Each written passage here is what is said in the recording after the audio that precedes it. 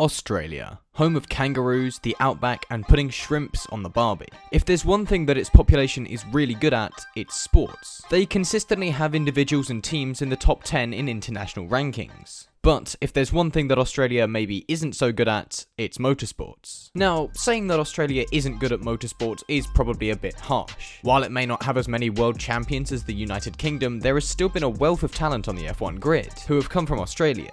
But still, while they may have the talent for F1, they just can't seem to find the luck. In fact, I think Australia are the unluckiest country in Formula 1. Why? Well, keep watching to find out. So let's start with the person that's probably the most relevant at the moment, Daniel Ricciardo. He comes to the end of his contract with McLaren at the end of 2023, and there's been a lot said in the media about the possibility of him not coming back. After all, they signed a contract to pay him somewhere in the region of $17 million, so they would have been expecting a lot more from Ricciardo than what he's delivered. While he did take a race win, he was thoroughly beaten by Lando Norris last year, and although this could be excused by the fact that the McLaren was apparently very different to drive than Ricciardo's previous cars, this year definitely can't. There was an air of expectation on Ricciardo this year as it was an all-new car, giving him a chance to prove to McLaren that he is indeed worth $17 million. However, he's missed the mark by a long way. It's a shame really, because Daniel Ricciardo is clearly one of the most popular and upbeat characters in the paddock. But if he can't bring home the money on track, then his PR is worth nothing. So what reasons do McLaren have to keep him? Well, for a start, the fans love him. McLaren must shift a lot of merch with the popularity of their two drivers, and Daniel Ricciardo is, at least from what I've seen, far more loved than Carlos Sainz was while he was with McLaren. On track, Ricciardo isn't exactly a terrible driver either. While he's been going through a rough patch this year, he brought home McLaren's first win since 2012 last year, and that proves he's still a talented driver. Given the right car, and he'll be right up there with Norris. But you see, that's the issue. Norris has always seemed to perform well in whatever car he's been thrown at him, while Ricciardo's 2 years at McLaren have proved that if you don't give him the car he wants, then he won't be much use to you.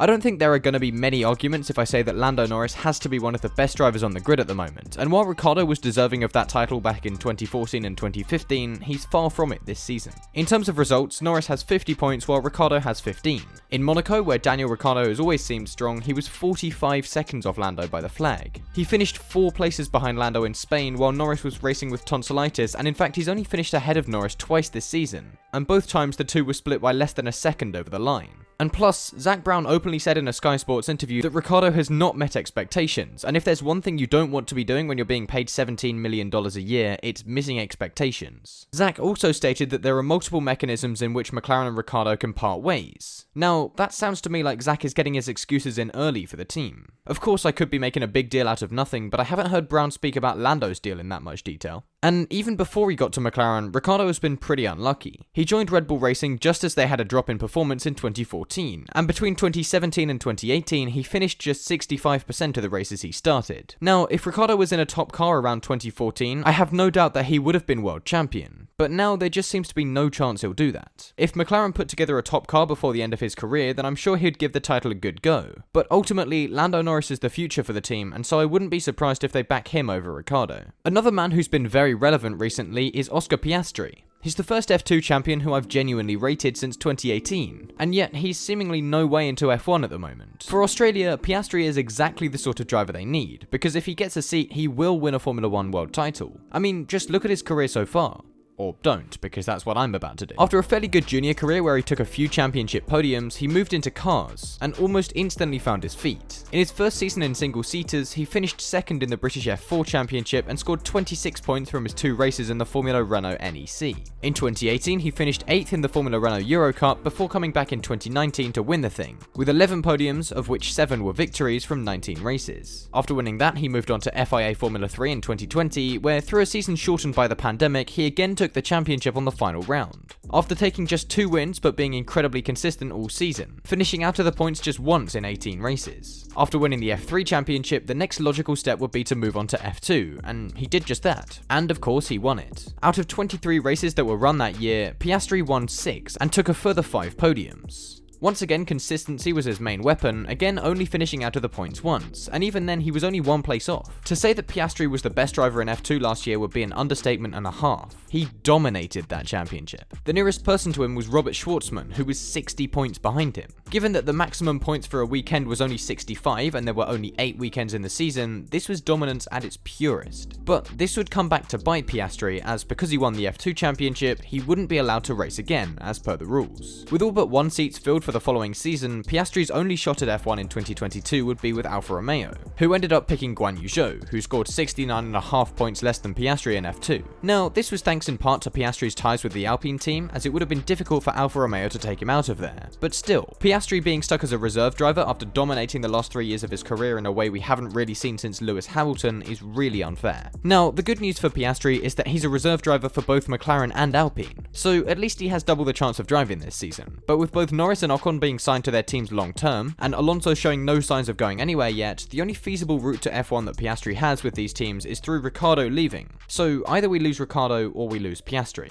See, this country's unlucky. And I haven't even mentioned the Australian Grand Prix yet. For a country that very obviously has a passion for motorsports on par with the UK and Italy, having their F1 race cancelled 2 years in a row is a huge blow, and not just in terms of making people happy. The Australian GP organisers would have lost a lot of money through the 2 cancellations, and while this year's race was really well attended, the last 2 years will have been really tough for them. But specifically with this video, I want to talk about the 2020 race, because that's the one that everyone will remember. With the spread of COVID-19 growing daily, there were already a few cancellations of races on the F1 calendar, but the opening round in Australia was still set to take place. But everything started to unravel in the days before the race. It started with a McLaren F1 team member testing positive for COVID, which caused the team to pull out of the race. Drivers such as Lewis Hamilton and Kimi Raikkonen were critical of the initial decision to still run it, but it was still set to go ahead as planned with 9 teams entering. The practice sessions for some support races went ahead as normal on the Thursday, and there were even some demonstration runs in a Minardi on Friday morning. But then, just hours before the first F1 practice session, the race was called off. It emerged that some drivers had already flown home, so the decision certainly seemed like one that was pre-orchestrated, and obviously there was a lot of outrage from fans. They tried to reschedule the race for November 2020, but after that was cancelled too, sights were set on 2021 for Australia's Grand Prix.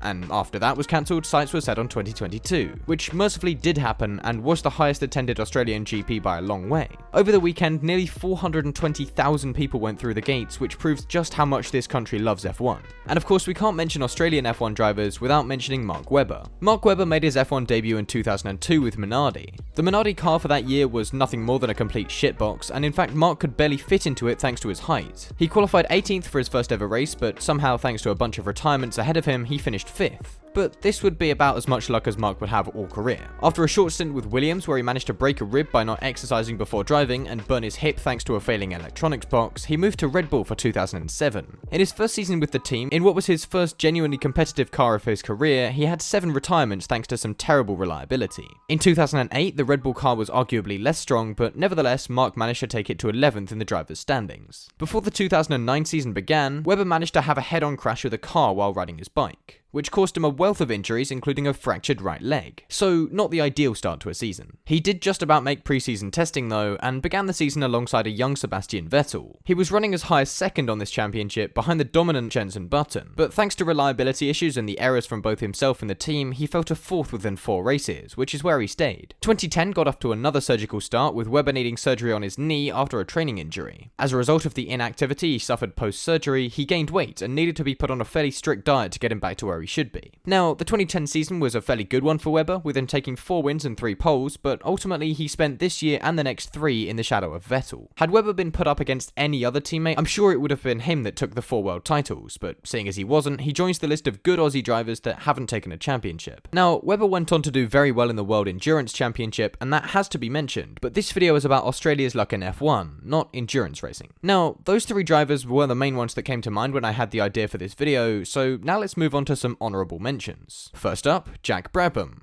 Son. Being the son of a Formula 1 world champion was always going to make Gary's career look worse than it was unless he did a lot better than his father. But after an uninspiring junior career, Gary Brabham's Formula 1 cameo lasted precisely 2 rounds, and in neither of them did he manage to qualify, meaning he showed up to 2 countries just to qualify 30 seconds behind the slowest person who made it into the race. This was thanks in part to the fact he was driving for Life Racing Engines, who are widely regarded as one of the worst teams in F1 history. But still, this was probably the worst F1 career of anyone on Earth. After quitting the Life team, there was briefly an opportunity for him to go and race for his father's team, but this was given to his brother David, which must hurt a bit. So, of course, after this terrible career, Gary decided the best course of action was to become a nonce. For that, he's landed himself a solid amount of prison time, and has made himself an embarrassment to both his family and all Australian F1 drivers. Warwick Brown's Formula 1 career lasted a single race, which he finished 5 laps from the leader and suffered rear brake problems as well as the loss of 3rd and 5th gears. So, not a nonce, but still an unlucky career if you can call it that. Brian Maguire entered 2 F1 Grand Prix, the British GPs from 1976 and 1977. For the 76 round he was put on the reserve list and wasn't allowed to race, and for the 77 round he failed to pre-qualify. Later that year he was killed in a practice session for a Formula Libre race in Brands Hatch, which marked the end of another unlucky Australian F1 career. So yeah, Australia have some terrible luck in F1. For a country with a population of almost 26 million that is home to one of the most vibrant car cultures in the world, Australia have been really unlucky when it comes to F1. Now, I'm sure that Oscar Piastri will end up in F1 one day, and let's hope he can bring some long-awaited glory to the Australian motorsport fanbase. And of course, Australia do have 2 F1 champions in Alan Jones and Jack Brabham, so it's not like every Aussie driver is unlucky.